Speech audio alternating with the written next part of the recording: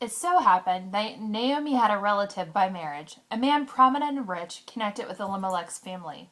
His name was Boaz.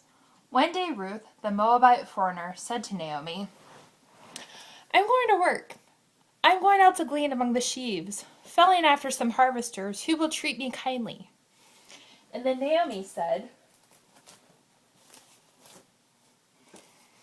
Go ahead, my dear daughter. So she set out. She went and started gleaning in a field. Following in the wake of the harvesters, eventually she ended up in the part of the field owned by Boaz, her father-in-law Elimelech's relative. A little later, Boaz came out from Bethlehem, greeting his harvesters.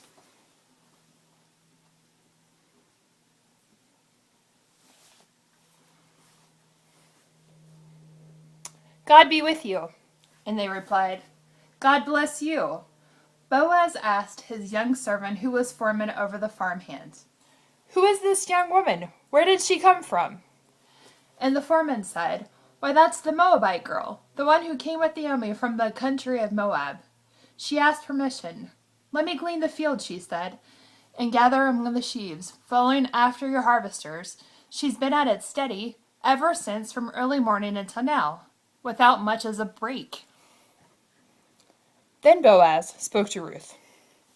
Listen, my daughter, from now on, don't go to any other field and glean. Stay right here in this one, and stay close to my young women. Watch where they are harvesting and follow them. And don't worry about a thing. I've given orders to my servants not to harass you. When you get thirsty, feel free to go and drink from the water buckets that the servants have filled.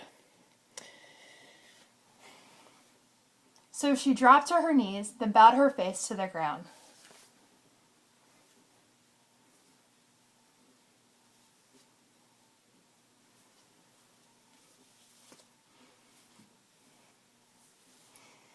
How does this happen to me, that you should pick me and treat me so kindly? Me, a foreigner. And then Boaz answered her.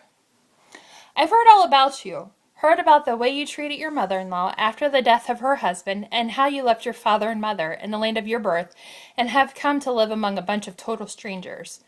God reward you well for what you've done, and with a generous bonus besides from God, to whom you've come seeking protection under his wings. And then she said,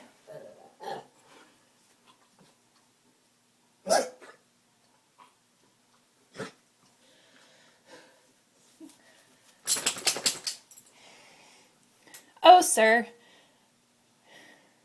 such grace, such kindness. I don't deserve it. You've touched my heart, treating me like one of your own, and I don't even belong here. At the lunch, Boaz said to her, Come over here, eat some bread, dip it in wine. So she joined the harvesters. Boaz passed the roasted grain to her, and she ate her fill and even had some left over.